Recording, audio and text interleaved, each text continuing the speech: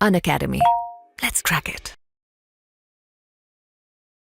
तो जबरदस्त तरीके से सुपर तरीके से रेडी हो जाइए। मस्त टॉपिक पे हम डिस्कशन करते हैं। आज का जो हमारा टॉपिक है वो है छत्रपति शिवाजी महाराज के ऊपर। सभी लोग रेडी हैं एकदम सुपर तरीके से।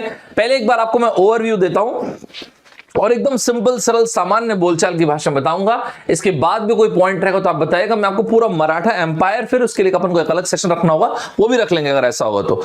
दोस्तों आज से काफी साल पहले की बात है, 6 जून 1674 को दोस्तों 1674 को शिवाजी के आगे एक वर्ड लगता है और वह छत्रपति।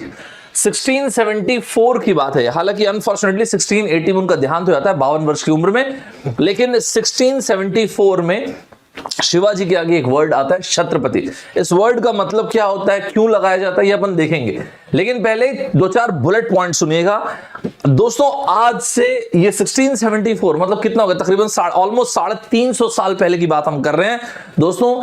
एक्चुअल नाम है शिवाजी भोसले। शिवाजी भोसले साहब जो है वो उस जमाने में थे फाउंडर ऑफ मराठा। तो आज जो आप मराठा एम्पायर बोलते हैं उसके स्थापक दोस्तों, एब्सोल्यूट स्क्रैच से बना मराठा एम्पायर।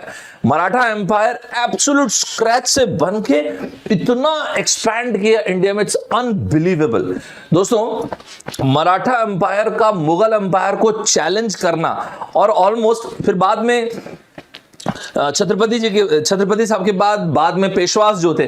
आपने एक पिक्चर आई थी ना, वो क्या नाम थी यार, वो अर्जुन कपूर और इनकी एक संजय दत्त साहब की भी एक पिक्चर आई थी ना, मेरे ख्याल आशुतोष गावरकर साहब ने वो डायरेक्ट किया था पिक्चर, वो पेशवास पे थी वो पिक्चर। इनके ठीक बाद आए थे पेशवास, और फिर बाद में पानीपत का युद्ध होता है। पानीपत की जो सेकंड और थर्ड लड़ाई होती है उसके बाद फिर ब्रिटिशर्स जो थे वो राज करने लगते हैं। ठीक है दोस्तों, ग्रेजुअली इस तरह से चीजें आगे बढ़ती है। एक आपको सिर्फ ओवरव्यू मिले इसलिए बता रहा हूं। तो दोस्तों शिवाजी भोसले साहब तकरीबन आज से 350 साल पहले की बात है, उस वक्त पे उन्होंने शुरुआत किया था जिसका नाम था मराठा एम्पायर। और दोस्तों इनको क्राउन किया गया था छत्रपति। छत्रपति का मतलब है एम्परर। लेकिन इस छत्रपति शब्द की जरूरत क्यों पड़ी थी अपन थोड़ी देर में देखेंगे। पहले सुनते जाइएगा चीजों को, उसके बाद मैं कनेक्ट करूंगा सारी की सारी चीजों को। दोस्तों ये कोरोनेशन जब सेरेमनी हुई थी, जो छत्रपति जो टाइटल इनको दिया गया था, ये जो कोरोनेशन सेरेमनी हुई थी, अक्सर ये जिस दौर की बात है, इस दौर में कोई भी कोरोनेशन सेरेमनी करने के लिए मुगल राज्य जो मुगल एम्पायर है उससे परमिशन लेनी होती थी।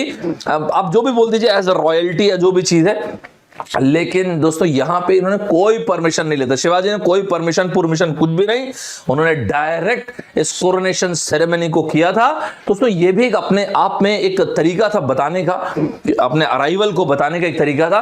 दोस्तों इनको हमेशा याद रखा जाता है, ना सिर्फ मराठा बल्कि पूरे हिंदुस्तान में और पूरी दुनिया में किस रूप में याद रखा जाता है दोस्तों, one of the most inspirational and iconic leaders. दोस्तों एक जबरदस्त वॉरियर, ऐसे वॉरियर जिसने हजारों लाखों लोगों को इंस्पायर किया। मराठा एम्पायर, इनके बाद जो पेशवास आए उनको भी इंस्पायर किया दोस्तों।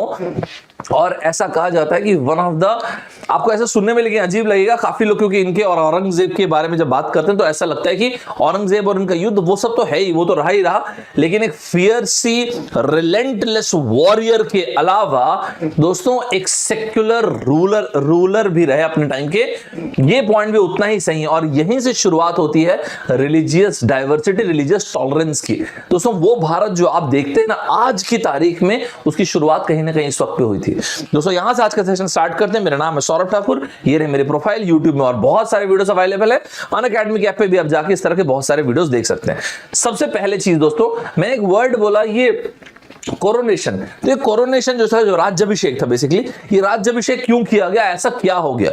शिवाजी भोसले साहब जो थे उनको राज्याभिषेक की आवश्यकता क्यों पड़ी, ऐसा क्या हुआ। तो एक बार हम लोग इतिहास में चलते हैं, देखते हैं। एक बार जरा मराठा एम्पायर को आप देखिए हिंदुस्तान में, वो मराठा एम्पायर जो स्क्रैच से शुरू हुआ है। ये जो आपको भगवा कलर दिख रहा है, जो ऑरेंज कलर दिख रहा है, आप एक बार देखिए इस मराठा एम्पायर को कितना एक्सपैंड किया। अनबिलीवेबल है दोस्तों ये एक्सपेंशन। एक ऐसा एम्पायर जो एब्सोल्यूट स्क्रैच से शुरू हुआ है। दोस्तों जो मराठा एम्पायर के फाउंडर रहे छत्रपति शिवाजी महाराज, दोस्तों 6 जून 1674 को इनका कोरोनेशन होता है। कोरोनेशन मतलब राज्याभिषेक होता है। कोरोनेशन के वक्त में जब जहां पे इनको छत्रपति की उपाधि दी जाती है। लेकिन ऐसा क्यों दोस्तों? इस दौरान इन्होंने बहुत सारी जमीन, वेल्थ, बहुत सारा एक्वायर किया था दोस्तों। यही वो दौर था कि इतने डिफिकल्ट टेरेन्स में, जो दक्कन आप बोलते हैं, दक्कन का पठार बोलते हैं, डेक्कन दोस्तों, वहां पे वैसे एक तो ज्योग्राफिकल कंडीशंस इतनी डिफिकल्ट है और वहां पे टेरिटोरियल क्लेम्स करना और गुरिल्ला वॉर, यही गुरिल्ला वॉर वियतनाम ने किया यूएस के साथ, वो यही गुरिल्ला युद्ध था दोस्तों। आपको एक बात मैं शेयर करता हूं, छत्रपति शिवाजी महाराज और उनकी जो टुकड़ी थी सेना की, जब शुरुआत भी कर रहे तो भी यहां से लेके पेशवास तक आप देखेंगे तो आपको एक बहुत कॉमन चीज दिखेगी और वो गुरिल्ला युद्ध भी दिखेगा।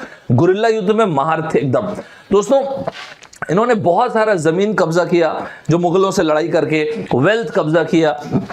जबरदस्त तरीके से मिलिट्री कैंप, इनके मिलिट्री स्ट्रैटेजीज इनकी बहुत अच्छी रही। मिलिट्री कैंपेन्स इनके बहुत स्ट्रांग रहे। लेकिन इन सारी चीजों के बीच में भी इस वक्त तक के राजा या राजाओं के राजा नहीं थे, छत्रपति नहीं थे इस वक्त तक के दोस्तों। इस वक्त तक के टेक्निकली अगर आप देखेंगे तो मुगल जमींदार ही थे, ठीक है दोस्तों। इस वक्त तक के मुगल जमींदार ही थे।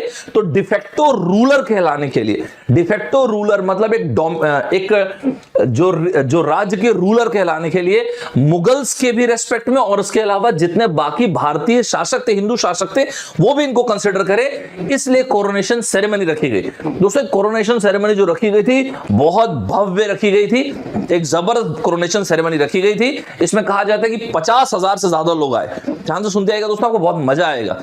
ये कोरोनेशन सेरेमनी अपने आप में एक चीज को स्थापित करती है और वो ये है कि हिंदुओं में जितने राजा थे अभी छत्रपति आ चुके हैं। दूसरी चीज जो है, जितने जो उस वक्त में मुगल राजा थे, औरंगजेब का टाइम था, तो उस वक्त पे जो मुगल राजा थे उनको बताना कि भाई साहब अब छत्रपति आ चुके हैं, मतलब राजाओं के राजा, ठीक है दोस्तों, द रियल एम्परर। और इस कोरोनेशन सेरेमनी में आपको जैसे फील कराने के लिए मैंने सारी की सारी चीजें रखी है। वो जैसे होता है ना दोस्तों, संस्कृत में श्लोक वगैरह पढ़ा जा रहा है और उसके अलावा जो 5 पवित्र नदियां हैं उन सभी का पानी लिया गया, कोरोनेशन उनके ऊपर इस तरह से गिराया गया। ये 5 पवित्र नदियां दोस्तों ये रही, यमुना, गंगा, इंडस मतलब सिंधु नदी, गोदावरी, कृष्णा, ये सारी की सारी नदियां दोस्तों। और एक जबरदस्त तरीके से वो मंत्र वगैरह सब पढ़े गए और 50,000 लोगों के समक्ष ये कोरोनेशन सेरेमनी हुई। इस कोरोनेशन सेरेमनी के बाद एक्चुअली में यहां पे दोस्तों 4 अब आपको शब्द मिलेंगे। फाउंडर ऑफ एन ईरा, एक दौर के फाउंडर दोस्तों, इसी को कहा गया शकार्ता। तो दोस्तों पहला वर्ड ये रहा। दूसरा वर्ड क्षत्रियों के लीडर, और यहां से आए दोस्तों एक और उपाधि दोस्तों, यहां पे क्षत्रियों के लीडर, और यहीं पे एक वर्ड आया दोस्तों मतलब राजाओं के राजा, पैरामाउंट सॉवरेन, और यही वर्ड था छत्रपति। छत्रपति मतलब राजाओं के राजा, पैरामाउंट सॉवरेन। ये घटना हो रही है दोस्तों 1664 की, 1664 की दोस्तों। ना सिर्फ ये, इसके अलावा भी अगर आप देखेंगे तो यहां पे काफी सारी चीजें हो रही हैं, जैसे कि जितने इस वक्त पे ध्यान रखिएगा दोस्तों, पैरेलल में मुगलों का शासन है हिंदुस्तान में, एक बहुत बड़े रीजन में मुगलों का शासन है। ब्रूटैलिटी भी at the very same time, massive brutality है, उसके अगेंस्ट में सारी की सारी चीजें हो रही हैं। और यहां पे जो आपके सामने शब्द लिखा हुआ है, शब्द का मतलब है सैंक्टिटी ऑफ हिंदुइज्म, मतलब जितने भी हिंदू राजा थे, मतलब अपलिफ्टर ऑफ हिंदुइज्म, जितने भी हिंदू राजा हैं उनके लीडर के रूप में। तो यहां पे दोस्तों छत्रपति जो शब्द है वो आया। तो उसमें एक बात आपको मैं यहां पे मैंने लिखा नहीं, लेकिन एक बात आपको बताता हूं। ये घटना 1664 की, 1664 की, राइट। लेकिन अनफॉर्चुनेटली होता यह है कि अच्छा, इस घटना इससे हुआ क्या, इससे टेक्निकली छत्रपति शिवाजी महाराज ये शब्द आया दोस्तों। और छत्रपति शिवाजी महाराज ये शब्द आने का मतलब, ये नाम आने का मतलब है जितने भी हिंदू राजा हैं उनको आप बता रहे हैं, और जितने भी लोग हैं उनको आप बता रहे हैं कि आपकी लॉयल्टी मेरी तरफ है, at the very same time मेरा धर्म बनता है आप सबको सर्व करना, आप सभी को बचाना, सर्व करना, आप सबके वेलफेयर, एक वेलफेयर सोसाइटी उन्होंने क्रिएट किया था ना। दूसरी चीज ये है, जो औरंगजेब जैसे इस वक्त पे मुगल राजा थे, उनको ये बताना कि अब ये छत्रपति शिवाजी महाराज का आगमन हो चुका है। यहां पे एक और चीज आपको मैं बता देता हूं, और वो ये है, अनफॉर्चुनेटली इनकी जो मां थी दोस्तों, उनका निधन कुछ ही दिनों के पश्चात हो जाता है। इसी जून 1674 में। और इसके बाद एक्चुअली एक बार और हुई थी कोरोनेशन सेरेमनी, और वो सितंबर 1674 में। जस्ट एक बात आपको बता रहा हूँ, वो बंगाली तरीके से एक बार और होती है, क्योंकि जब इनकी माँ का देहांत हो जाता है तो अनफॉर्चुनेटली उसको एक क्या बोला जाए, उसको थोड़ा सा खराब साइन माना जाता है, तो फिर एक बार और इनकी कोरोनेशन सेरेमनी होती है। तो यहां पे पहली बार शब्द आया क्या, छत्रपति शिवाजी महाराज। दोस्तों लेकिन ऐसा क्या यार, ऐसा क्यों कि छत्रपति जो शिवाजी महाराज को इतना ब्रेव, इतना हीरोइक ऐसा क्यों माना जाता है? मतलब अगर आप जैसे मेरे से हम सब कैसे इंसान थे तो उनको सुपर ह्यूमन क्यों माना जाता है, उनको एक फिनोमेना क्यों माना जाता है? उनको मराठा एम्पायर ने, आज के हिंदुस्तान, दोस्तों उनको फाउंडर ऑफ इंडियन नेवी, एक ऐसे व्यक्ति जिन्होंने उस जमाने में, इमेजिन करके देखिए 350 साल पहले जिन व्यक्ति ने यह समझा कि दुनिया में नेवी की कीमत क्या है, नेवी क्यों इंपॉर्टेंट है, father of Indian navy consider किया जाता है। अब सोच के देखिए 350 साल पहले की बात, दोस्तों कोई इतना विजनरी कैसे हो सकता है? दोस्तों जब ये बालक ही थे, जब 15 साल के बच्चे थे, उस वक्त इन्होंने एक चीज समझ लिया था, इन्होंने एक चीज महसूस कर लिया था कि ये जो मुगल टिरनी है उसके खिलाफ मैं लड़ूंगा जरूर। तो दोस्तों ऐसा कहा जाता है जब 15 साल के बालक थे उस वक्त पे इन्होंने शपथ लिया था कि ये जो मुगल टिरनी है, जो ये ऑपरेसिव रेजिम है, मुगल साम्राज्य जो है, मैं इसके खिलाफ लड़ूंगा। और दोस्तों ये 15 साल, मुश्किल से 15 ईयर्स के थे, और दोस्तों छोटी सी सेना की टुकड़ी लेके 17 साल की उम्र में एक मिलिट्री स्ट्राइक कर दिया था। कुछ लड़कों को लेके, कुछ सैनिकों को लेके एक मिलिट्री स्ट्राइक कर दिया था। दोस्तों याद रखिएगा, गुरिल्ला वॉर से लेके युद्ध में महारत थी इनको। 17 साल, अभी तो आपकी एज मेरे ख्याल 18, 19, 20 साल की होगी, 17 साल की एज में आपको बता रहा हूं। दोस्तों उस वक्त ये हुआ था कि इनको इंप्रिजन कर दिया जाता है एक मुगल राजा के द्वारा। इनको ना जेल में बंद कर दिया था, लेकिन स्मार्ट तरीके से। ये ना दोस्तों एक मिठाई का डब्बा होता है, उसमें छुप छुपा के निकल जाते हैं। तो जबरदस्त वो अपने आप में ना, वो बहुत बेहतरीन कहानी है कि इनको ना एक मुगल राजा जो है बंदी बनाए थे, जेल में बंद करते हैं, और एक ना मिठाई के डब्बे में छुप छुपा के निकल जाते, गायब हो जाते। दोस्तों इस वक्त पे ना बहुत कहानियां चल रही होती हैं, स्पेशली औरंगजेब के जो मुगल राजा थे उसमें सबसे बड़ा राजा औरंगजेब था, राइट। तो दोस्तों इस वक्त पे एक पैरेलल में कहानी जो चल रही है वो है मुगल एम्पायर के विस्तारवाद की, औरंगजेब के विस्तारवाद की। दोस्तों ये पैरेलल में कहानी चल रही है। दोस्तों इस टाइम पे मुगल रूलर ये रहा औरंगजेब। दोस्तों इस वक्त पे जो दक्कन का पठार है ना, इस रीजन को मैंने दोस्तों कुछ जगहों पे इस तरह से एक इमेजिनरी फोटोग्राफ लगा दिया, आप वो मत सोचिएगा कि तो ऐसे गाड़ियां वाड़ी दिखा दिया, कुछ जगहों पे बस ऐसे लगा दिया, उसके लिए आप परेशान मत होइएगा। दोस्तों उस मुगल एम्पायर के होने के बावजूद, मतलब मैं आपको दिखाऊंगा थोड़ी देर में, सीना चीर के वहां से एक पूरा एम्पायर बनता, और ये एम्पायर कहलाया था मराठा एम्पायर दोस्तों। और यही मराठा एम्पायर है जो बाद में मराठा एम्पायर आगे जाके फिर पेशवास बेसिकली दोस्तों, अभी मैं आपको आगे दिखाता हूं, इनके ही समझ लीजिए प्रधानमंत्री थे। बाद में फिर मुगल जैसे गिरने शुरू हुए तो पेशवाज उठे, फिर पेशवाज अनफॉर्चुनेटली गिरे, तो वहां से फिर ब्रिटिशर्स ने फिर राज किया। अगर ऐसा नहीं हुआ होता तो ब्रिटिशर्स कभी राज नहीं कर पाया होता हमारे ऊपर, ठीक है दोस्तों यहां पे एक चीज आपको और बता देता हूं, जिस रीजन के बारे में मैं आपसे बात कर रहा हूं, इस रीजन में जहां पे मराठा एम्पायर एक्सपैंड किया, इस रीजन में टोपोग्राफिकली मैं आपसे बोलूं तो टेरेन के हिसाब से मैं आपसे बोलूं, जो जमीन है, जो लोकेशन है, ये इतना डिफिकल्ट टू रूल है, और वहां पे मिलिट्री इंटेलिजेंस, गुरिल्ला वॉर, इसके बिना लड़ पाना ऑलमोस्ट असंभव है। एक बहुत बड़ी चीज आपको बताता हूं दोस्तों, और वो ये है कि मुगल एम्पायर के लिए कहा जाता है कि बहुत ही ब्रूटल एम्पायर था। ब्रूटल मतलब उसको क्या बोलते हैं हिंदी में, बहुत ज्यादा सप्रेसिव रेजिम था। यहीं पे एक और चीज बताता हूं, उनके लिए मतलब लोग वगैरह मैटर नहीं करते। ऑन द कॉन्ट्ररी ये कहा जाता है दोस्तों कि जो मराठा एम्पायर था, तो दोस्तों छत्रपति साहब के एम्पायर के वक्त पे मिलिट्री इंटेलिजेंस, गुरिल्ला युद्ध में मास्टरी, ना सिर्फ ये वेलफेयर सोसाइटी का निर्माण करना, ये तीनों के तीनों चीज, पब्लिक गुड जो है जिसको आप बोलते हैं, ये बहुत ही इंपॉर्टेंट चीज थी दोस्तों। जब आप बोलते हैं छत्रपति, तो जब आप बोलते हैं छत्रपति, तो छत्र मतलब अम्ब्रेला, और पति मतलब लॉर्ड बेसिकली, राइट। मतलब कुल मिला के एक सेरिमोनियल अम्ब्रेला, एक ऐसा इंसान जो वर्दी हो सेरिमोनियल अम्ब्रेला के, उनके लिए बोलते हैं छत्रपति। छत्रपति मतलब एक सिंपल सरल भाषा में एब्सोल्यूट सुपर किंग, किंग्स के किंग, राजाओं के राजा। दोस्तों वहां पे वर्ड आता है छत्रपति। यहां तक सभी लोग मेरे साथ चल रहे हैं सुपर तरीके से, एकदम बेहतरीन तरीके से साथ चल रहे हैं दोस्तों। छत्रपति शिवाजी महाराज के साथ साथ औरंगजेब की जो राइवलरी थी, इसके ऊपर आपको हजारों किताबें मिल जाएंगी मार्केट में और आपको बहुत सारी चीजें मिलेंगी। लेकिन आपको मैं एक बात ना मेरे हिसाब से मैं अपनी तरफ से क्लियर करता हूं दोस्तों, छत्रपति शिवाजी महाराज के साथ एक और चीज थी और वो ये थी one of the most secular. दोस्तों इनको एडमायर ना सिर्फ ऐसे ही नहीं किया जाता है, सिर्फ इनकी युद्ध नीतियों की वजह से, सिर्फ इनके गुरिल्ला वॉर के लिए इनको एडमायर नहीं किया जाता है दोस्तों। इनको जो एडमिरेशन मिलता है वो इसलिए भी मिलता है क्योंकि one of the most secular, one of the most iconic leader है अपने जमाने के।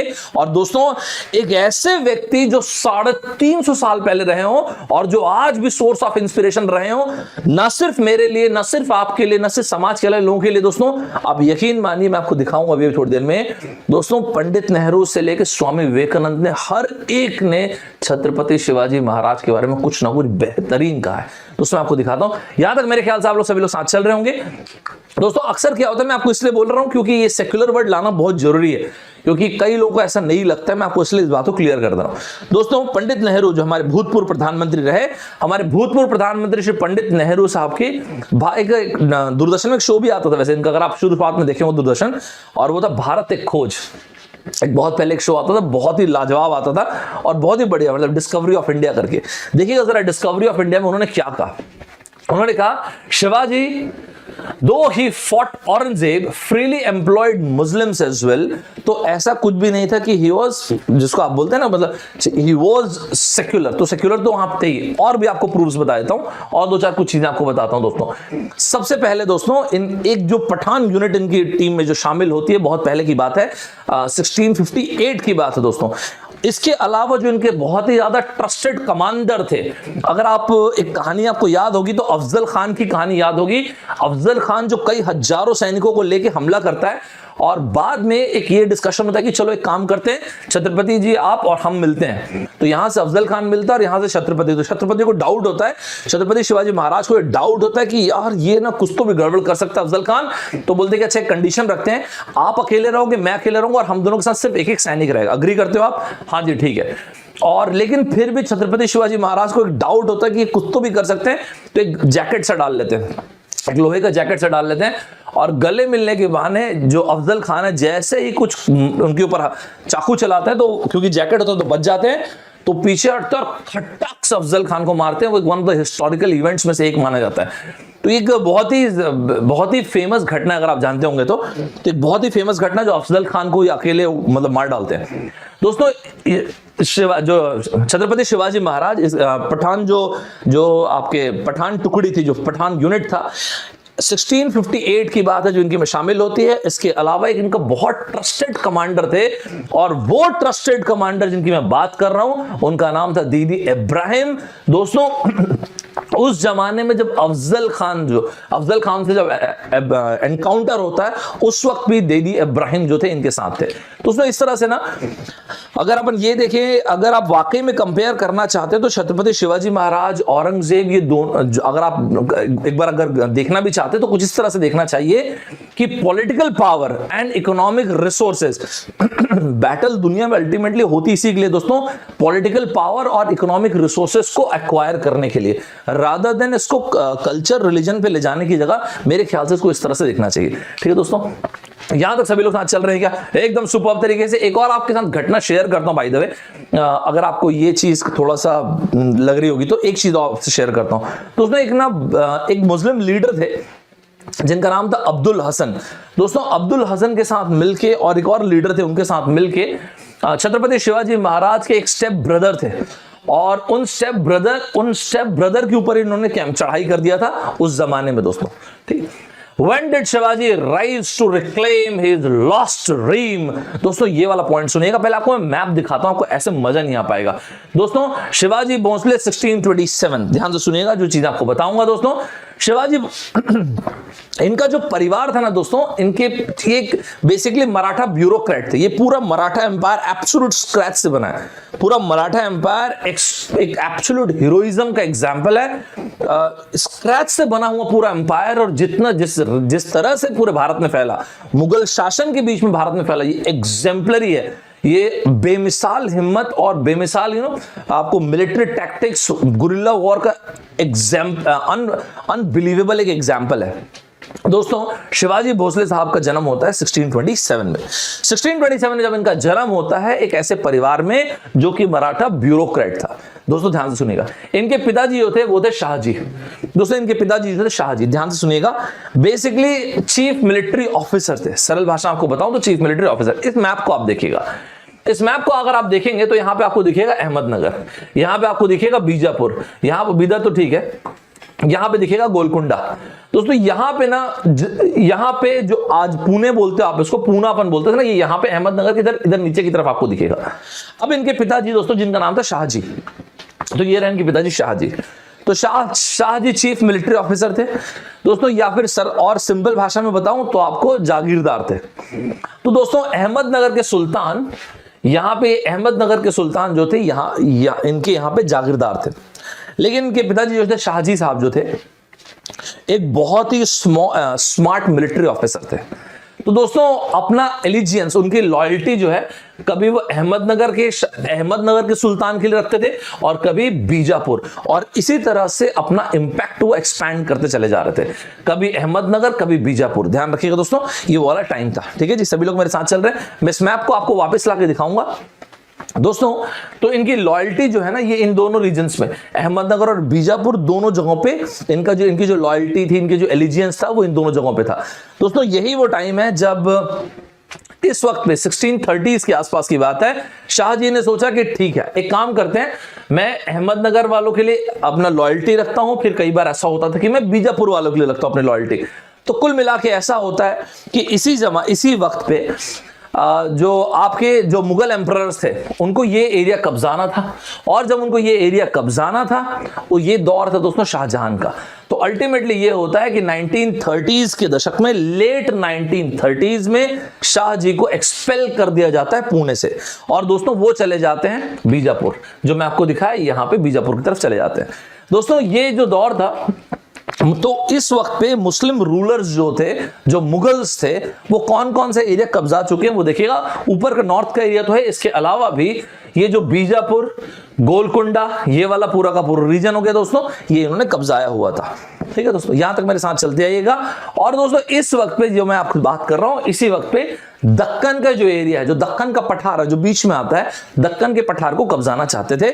यही वो समय था जब छत्रपति शिवाजी महाराज ने देखा कि यार भयंकर रिलीजियस परसिक्यूशन हो रहा है, भयंकर चीजें ना इनटॉलरेबल हो गई हैं, बहुत ज्यादा मुगल ऑपरेसिवनेस, इसको बोलते हैं ना आप, क्या बोलते हैं इसको, ऑपरेसिवनेस को दमन करना किसी का, तो दमन बहुत ज्यादा हो रहा है। और यहां पे इस वजह से मुझे मेक श्योर करना पड़ेगा कि जो मुगल साम्राज्य है उसके खिलाफ आवाज तो उठाना पड़ेगा। अब देखिए दोस्तों क्या हुआ था, जो छत्रपति शिवाजी महाराज सबसे पहले कब्जाते हैं इस पूरे रीजन को, ये बीजापुर वाले रीजन को सबसे पहले कब्जाते हैं। ध्यान से सुनते आइएगा दोस्तों। तो सबसे पहले बीजापुर के आउटपोस्ट को अपनी छोटी सी सेना की टुकड़ी के साथ छत्रपति शिवाजी महाराज जो है वो कब्जाते हैं। ठीक है दोस्तों, इसके बाद अपने मिलिट्री स्किल्स के चलते अपने, अच्छा एक बात और मैं आपको बताया था दोस्तों, यहां पे एक और चीज ये होती है, जिन रीजन्स में मुगलों का शासन है वहां पे जो राजा है और पब्लिक के बीच में डिटैचमेंट हो चुका है। डिटैचमेंट इसलिए हो चुका है क्योंकि धीरे धीरे जितना छत्रपति शिवाजी महाराज का जो रुतबा बढ़ता चला जा रहा है, उतना ज्यादा रिलीजियस सप्रेशन और ज्यादा बढ़ता चला जा रहा है। तो औरंगजेब जो है उस वक्त पे समाज में सप्रेशन, और इसके अलावा जो मुगलों के राजा थे वो, उनको फर्क नहीं पड़ा था कि सोसाइटी में क्या माहौल है क्या माहौल नहीं, सीधी सी बात ये है दोस्तों। इस वक्त पे जो लोगों का सपोर्ट था ना, वो छत्रपति शिवाजी महाराज के लिए बढ़ता चला गया था। यहां पे मैं आपसे जो घटना बोल रहा था दोस्तों, इस वक्त पे ये डिसाइड किया था 1660s के आसपास, 1659-60 के आसपास, सुल्तान ऑफ बीजापुर जो होते हैं वो त्रस्त हो जाते हैं, उनको दिमाग खराब हो जाता है, और वो अफजल खान को बुलाते हैं। अफजल खान को बोलते हैं, अफजल खान सुनो इधर आओ, और अफजल खान 20,000 सेना की टुकड़ी को लेके आता है और चढ़ाई करता है। दोस्तों इस वक्त पे छत्रपति शिवाजी महाराज, जो मैं आपको कहानी सुना रहा था, इस वक्त पे ये डिसाइड होता है कि चलो एक काम करते हैं, आप और हम एक काम करते हैं, हम लोग मिलते हैं। और जब वो लोग मिलते हैं तो अफजल खान और छत्रपति शिवाजी महाराज एक एक और सैनिक के साथ होते हैं। छत्रपति शिवाजी महाराज को एकदम डाउट होता है अफजल खान ऐसा मिलने के बहाने बुला रहा है, ये पक्का कुछ ना कुछ करेगा, तो एक ना जैकेट जुकेट जैसे डाल लेते हैं अंदर की तरफ। और होता भी ये कि अफजल खान एक चाकू से वार करता है, लेकिन जैकेट रहता तो रुक जाता है और वो हटके खटाक से अफजल खान को उड़ा देते हैं। दोस्तों मेरे ख्याल आपने ये वाली फोटोग्राफ शायद जो आप में से जो एक्चुअली महाराष्ट्र के हैं वो बच्चे डेफिनेटली इस फोटोग्राफ को देखे होंगे, बहुत ही पॉपुलर फोटोग्राफ है। कौन सी फोटोग्राफ सर ये? औरंगजेब दोस्तों एक समय आता है कि छत्रपति शिवाजी महाराज से त्रस्त हो जाते हैं और ना ये जो फोटोग्राफ अगर आप देख रहे हैं शाइस्ता खान नाम है इनका, शाइस्ता खान को भेजता है औरंगजेब। दोस्तों शाइस्ता खान को औरंगजेब भेजता है कि देखो यार ठिकाने लगा दो आप छत्रपति शिवाजी महाराज को। छत्रपति शिवाजी महाराज भेष बदल के ये और इनके साथ और कुछ लड़के जो मिलिट्री एक्सपर्ट्स होते हैं वो पहुंचते हैं और शाइस्ता खान को खच्चाक से मारते हैं दोस्तों। और ना इसमें आप फोटोग्राफ ब्लर होगी तो आपको दिखेगा नहीं, 3 उंगलियां कट के गिर जाती हैं। एक बहुत फेमस ये पोर्ट्रेयल है। आज भी ये जो पर्टिकुलर इंसिडेंट था इसको आज भी शिवतेज दिन के रूप में कहा जाता है, स्पेशली महाराष्ट्र वगैरह में। करेक्ट बोल रहा हूं मैं? जो बच्चे महाराष्ट्र से अग्री करेंगे है ना, शिवतेज, इसको भी आज भी शिवतेज दिन के रूप में मनाया जाता है, कंसिडर किया जाता है शिवतेज दिन। दोस्तों ग्रेजुअली एंड स्लोली होता यह है कि छत्रपति शिवाजी महाराज की ताकत बढ़ती चली जाती है, लोगों के बीच में उनका एक्सेप्टेंस बढ़ता चला जाता है। जो दोस्तों एक फॉर्मिडेबल वॉरलॉर्ड से मतलब एक लड़ाकू ग्रुप से मिलिट्री एक्सपर्टीज गेन करते चले जाते हैं और दोस्तों धीरे धीरे लोगों का समर्थन भी उनको मिलता चला जाता है। लेकिन ध्यान रखिएगा अभी तक ना कोरोनेशन नहीं हुआ दोस्तों, कोरोनेशन तो बाद में होगा ना, 74 में होगा। यहां तक सभी लोग मेरे साथ चल रहे हैं क्या? एकदम सुपर तरीके से सभी लोग मेरे साथ चल रहे हैं। Where did the conflict with Aurangzeb led to? अब इतनी सारी जब चीजें हो जाती है दोस्तों, अफजल खान, सियस्ता खान, ये सब, तो आज नहीं तो कल औरंगजेब से भिड़ंत तो खैर होनी ही थी। और फाइनली होता भी यही है कि औरंगजेब और छत्रपति शिवाजी महाराज, इनकी लड़ाई ऑलमोस्ट तय ही रहती है, आज नहीं तो कल होना है। तो ध्यान रखिएगा वो मराठा एम्पायर जो अभी धीरे धीरे उभर रहा है और वो यहां पे मुगल एम्पायर जो ऑलमोस्ट पूरे भारत में बहुत बड़े एरिया में फैला हुआ है। दोस्तों इस वक्त पे औरंगजेब जो है एक और राजा के साथ जिनका नाम था मिर्जा राज जय सिंह की मदद से हमला करते हैं। 1 लाख सैनिक की सैनिकों की टुकड़ी लेते हैं और हमला कर देते हैं। इस युद्ध को इस वक्त पे हार जाते हैं छत्रपति शिवाजी महाराज और उनको बंद कर दिया जाता है। ये 1666 की बात है दोस्तों। इसके बाद यह होता है कि छत्रपति शिवाजी महाराज और उनके सुपुत्र को हाउस अरेस्ट में रख दिया जाता है। लेकिन दोस्तों ग्रेजुअली यहां से भी अपने स्मार्टनेस के चलते यहां से निकल जाते हैं और 4 साल के बाद इस मिलिट्री की पूरी तैयारी करके दोबारा इस हारे हुए राज्य को दोबारा कब्जा लेते हैं। दोस्तों ये 1666 की घटना है। दोबारा जब ये कब्जाते हैं वो घटना है 1670 की, 1670 में दोबारा अपने हारे हुए राज्य को कब्जा लेते हैं दोस्तों।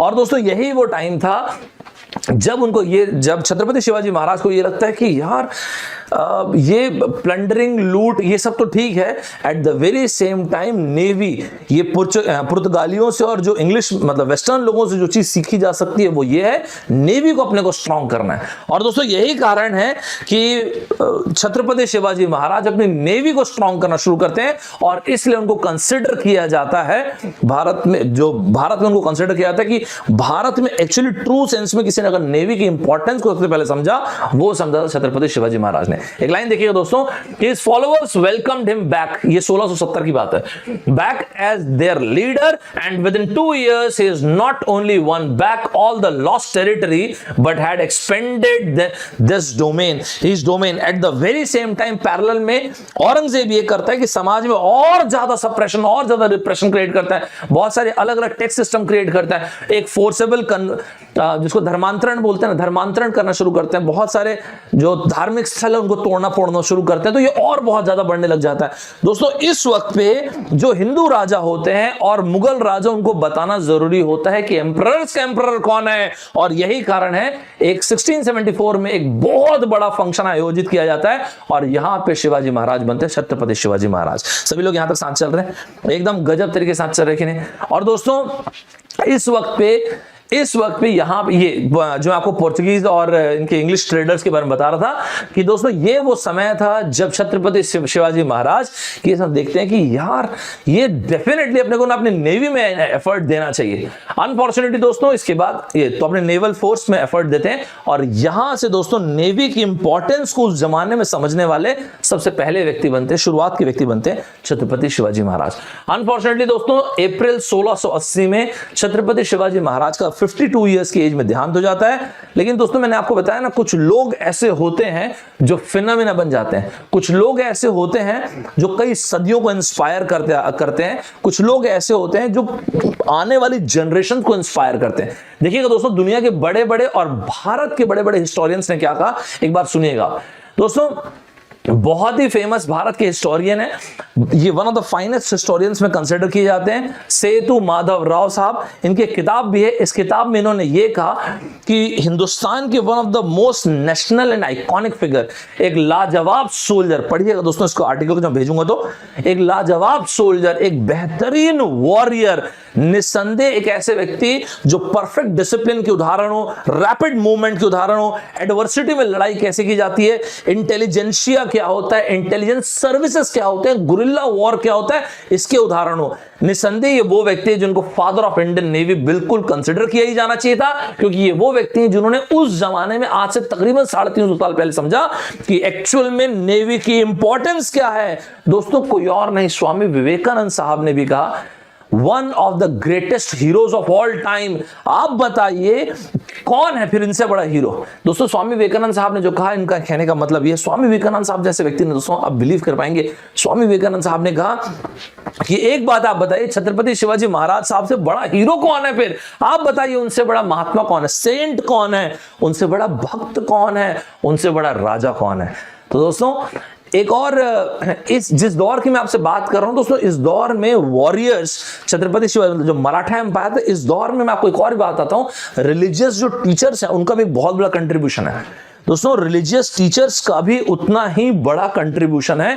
हम जिस दौर के बारे में बात करें 17वीं सेंचुरी, एक बहुत फेमस सेंट रहे दोस्तों तुकाराम साहब। तो अगर आपने इनका भी देखा होगा तो दोस्तों हमेशा ना इस वक्त पे कहा जाता था छत्रपति शिवाजी महाराज साहब को इतना बड़ा योद्धा, इतना बड़ा वॉरियर माने जाने का एक बहुत प्रोमिनेंट रीजन है दोस्तों, उनको उनके लिए एक चीज कही जाती है, राम राज्य।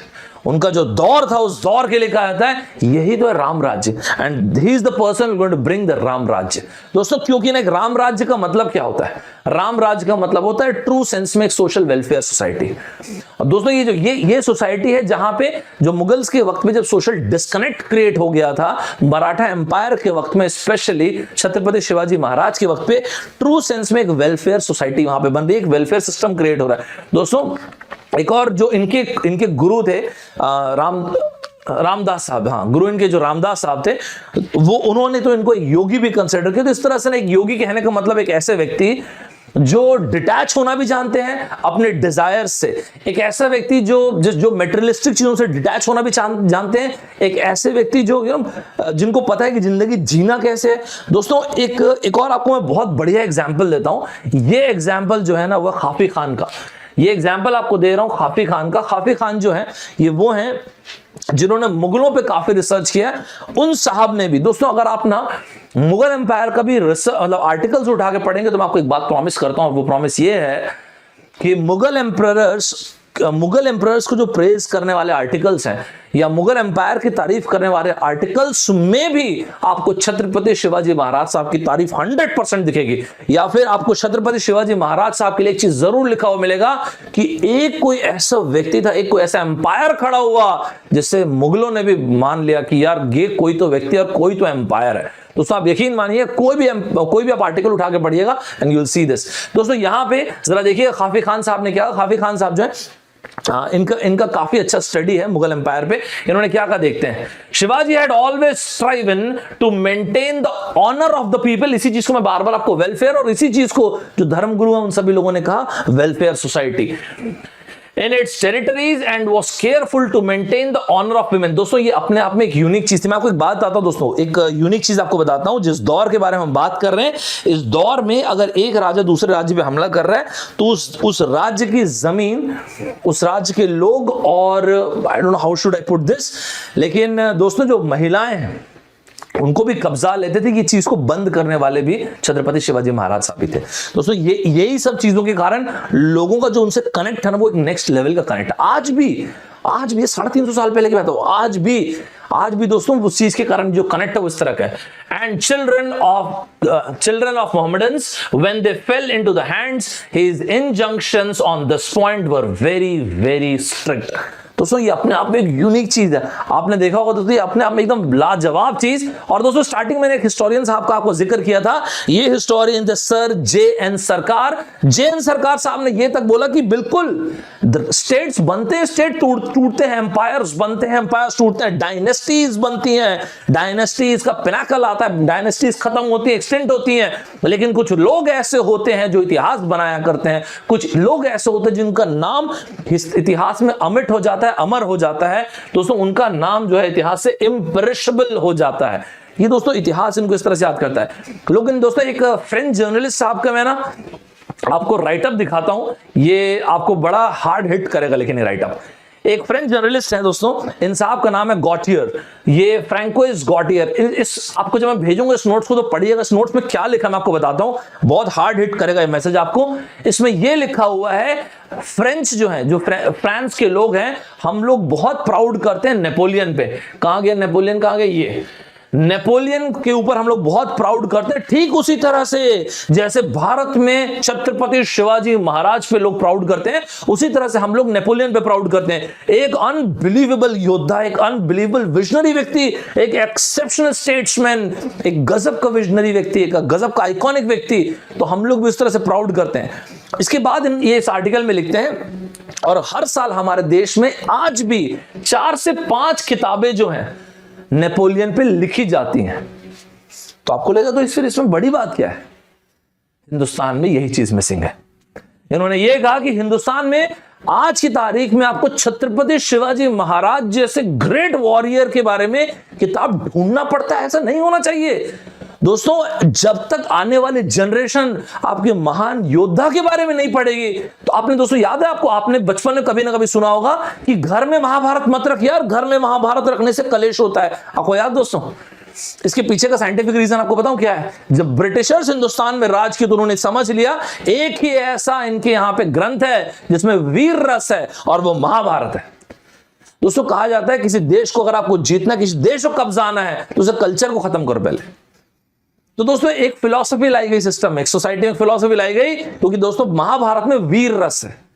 तो एक काम करो, एक फिलॉसफी लोगों के बीच में ये लेके आओ, महाभारत रखने से कलेश होता है, इसलिए महाभारत नहीं होना चाहिए। तो एक बात आई है, जब आने वाली जनरेशन अपने सबसे आइकॉनिक और इंस्पिरेशनल लीडर्स को, दोस्तों स्वामी विवेकानंद साहब जिनके बारे में इस तरह से बातें कर रहे हो, आप सोच के देखिए क्या उनका स्टेचर होगा और क्या आइकॉनिक पर्सनैलिटी होगी। दोस्तों रादर देन ये आज की तारीख में ढूंढने की बजाय हर एक क्लास में, स्कूल में, कॉलेजेस में ना ये सारी की सारी चीजें होनी चाहिए, चैप्टर के रूप में होनी चाहिए, किताबें आसानी से पब्लिश होनी चाहिए ये सारी की सारी चीजों पे। दोस्तों ऐसे इतने आइकॉनिक लीडर्स हैं, इतने आइकॉनिक वॉरियर्स रहे हैं जिन्होंने आपके देश को गढ़ा है। आज जिस चीज को आप बोलते हैं ना दोस्तों कल्चरल डाइवर्सिटी, ये रही दोस्तों की शुरुआत हो रही है। कल्चरल टॉलरेंस, उसकी शुरुआत यहां पर, उसी को आज आप कल्चरल डाइवर्सिटी बोलते हो ना, उसकी शुरुआत यहां पे हुई है छत्रपति शिवाजी महाराज के वक्त पे। दोस्तों एक लास्ट पॉइंट पे आता हूं, एक आखिरी पॉइंट पे आता हूं दोस्तों। इसके बाद छत्रपति शिवाजी महाराज के बाद फिर क्या हुआ मराठा एम्पायर का? How did the Maratha empire fare after Chhatrapati Shivaji Maharaj? दोस्तों अनफॉर्चुनेटली 1680 में छत्रपति शिवाजी महाराज साहब का देहांत हो जाता है। दोस्तों इस वक्त पे मुगल्स को मौका मिलता है कि बस यही मौका है, क्योंकि अब छत्रपति शिवाजी महाराज है नहीं। तो 1681 में औरंगजेब जो होता है वो समझ जाते हैं कि यार अब ये मौका है टेरिटरीज को कब्जाने का, और फटाफट जो मराठों ने टेरिटरीज कब्जा रखा था उनको कब्जाना शुरू करो। काफी वक्त से औरंगजेब का और बाकी मुगल शासकों का सपना था यार ये दक्कन का जो रीजन है, दक्कन का पठार वाला जो रीजन है, ये कब्जाना है यार हमको, बहुत वक्त से हम इसको कब्जाने का प्रयास कर रहे हैं। दोस्तों इसके बाद ये होता है कि छत्रपति शिवाजी महाराज के मरणोपरांत, उनकी मृत्यु के पश्चात 1680 में उनके आने वाले जो वंश उनमें राजा की एक होड़ लग जाती है। और दोस्तों उनके जो बच्चे होते हैं, जैसे अगर आपने देखा होगा तो दोस्तों ये संभाजी, इनका तो अनफॉर्चुनेटली बहुत ब्रूटल एग्जीक्यूशन है। अब उसको क्या बोलो, एग्जीक्यूशन ही बोलेंगे। अनफॉर्चुनेटली बड़ा ब्रूटल एग्जीक्यूशन का जो मुगल्स करते हैं 1689 में होता है दोस्तों। ये दोस्तों इस वक्त पे मराठास जो है एकदम स्ट्रॉन्ग रेजिस्टेंस शो करते हैं। जो इनके सक्सेसर थे, संभाजी के जो सक्सेसर थे, इनका नाम था राजा राम दोस्तों। और इनकी वाइफ, आपने दोस्तों इन पे पिक्चर वगैरह भी देखी होगी, राजा राम और ताराबाई ये गजब डट के लड़ते हैं, मुगलों से भिड़ जाते हैं दोस्तों। ये वो दौर था जब मुगल भी धीरे धीरे धीरे धीरे कमजोर होना शुरू होते हैं। मेरी बात ध्यान से सुनेगा दोस्तों। इसके बाद जब कंफ्लिक्ट होते, जब लड़ाई होती है, तो 1707 में 1707 में मुगल्स को मराठा दोबारा फिर से हराते हैं दोस्तों। यहां पे ये होता है कि मुगल्स को हराए थे 1707 में। अब मेरी बात सुनिएगा दोस्तों, यहीं पे एक और व्यक्ति आते हैं जो छत्रपति शिवाजी महाराज के क्या बोलते हैं उनको पोते, ग्रैंडसन होते हैं, मतलब जो संभाजी होते हैं उनके सुपुत्र, और वो थे दोस्तों शाहू। तो ये होता ये था इनके साथ। औरंगजेब के वक्त में ये 27 साल जेल में थे, 27 साल 27 ईयर्स ये जेल में थे, और बाद में फिर इनको रिलीज किया जाता है और वहां से फिर राजा बनते हैं दोस्तों। एक ब्रीफ पावर स्ट्रगल टाइप का चलता है। और ये जो शाहू होते हैं ये 1707 से लेके तकरीबन 1750 तक के मराठा एम्पायर को संभालते हैं दोस्तों। इस दौरान एक और जो पेशवास जिनको आप बोलते थे ना, इस दौर में एक बहुत ही फेमस पेशवास दोस्तों। यहां पे अभी क्या हो रहा है, मुगल साम्राज्य जो है वो धीरे धीरे कमजोर होता चला जा रहा है। मराठों में अभी देखिएगा दोस्तों अब क्या होगा, लास्ट की 2 लाइनें बता रहा हूं, बस थोड़ा ध्यान से सुनेगा दोस्तों। ये वो दौर था जब बालाजी विश्वनाथ भट्ट दोस्तों, जो कि पेशवास थे। पेशवास बेसिकली कौन थे, मैं आपको एक सिंपल भाषा में बताता हूं। पेशवास बेसिकली कौन थे? पेशवास पेशवास जो थे वो मराठा एम्पायर जो था ना दोस्तों, उस मराठा एम्पायर में जो प्राइम मिनिस्टर का पोस्ट था समझ लीजिए, तो उस मराठा एम्पायर में जो प्राइम मिनिस्टर्स थे उन्हीं को पेशवास बोलते थे। तो वो पेशवास धीरे धीरे अब ये राइज करना शुरू करते हैं।